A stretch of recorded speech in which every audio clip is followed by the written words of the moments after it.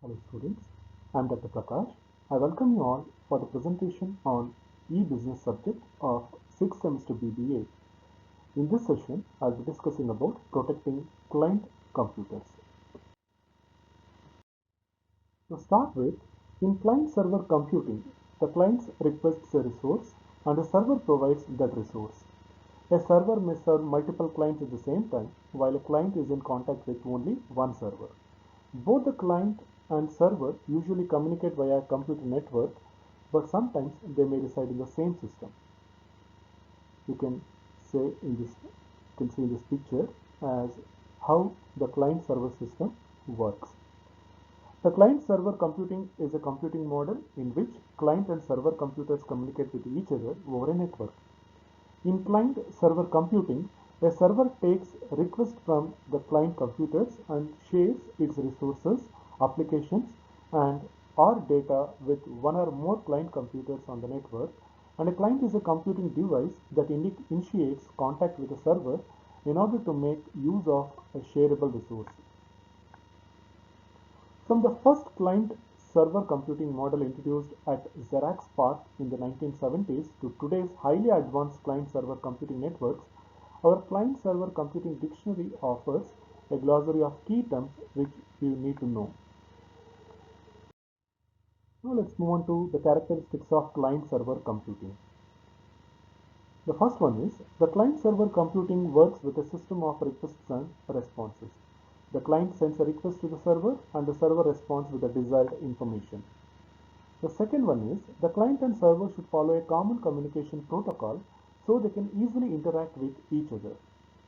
All the communication protocols are available at the application layer. The third one is a server can only accommodate a limited number of client requests at a time. So it uses a system based to priority to respond to the requests. And the last one, the denial of service attacks hinder server's ability to respond to authentic client requests by inundating it with false requests. An example of a client-server computing system is a web server. It returns the web pages to the clients that requested them. Now let us see the difference between client-server computing and peer-to-peer computing. In client-server computing, a server is a central node that services many client nodes. On the other hand, in a peer-to-peer system, the nodes collectively use their resources and communicate with each other. The second one is, in client-server computing, the server is the one that communicates with the other nodes. In peer-to-peer computing, all the nodes are equal and share data with each other directly. The third one is, client-server computing is believed to be a subcategory of the peer-to-peer computing.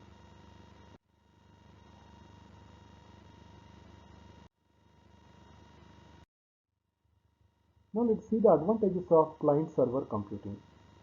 The different advantages of client-server computing are all the required data is concentrated in a single place, that is, the server. So, it is easy to protect the data and provide authorization and authentication. The second one is the server need not be located physically close to the clients, yet the data can be accessed efficiently. Thirdly, it is easy to replace, upgrade, or relocate the nodes in the client-server model because all the nodes are independent and request data only from the server. And fourthly, all the nodes may not be built on similar platforms, yet they can easily facilitate the transfer of data.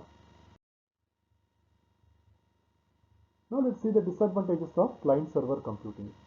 The different disadvantages of client-server computing are if all the clients simultaneously request data from the server, it may get overloaded.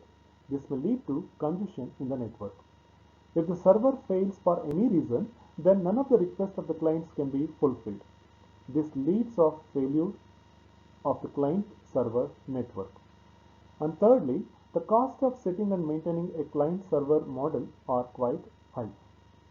So with this, I'll conclude this presentation. Thank you.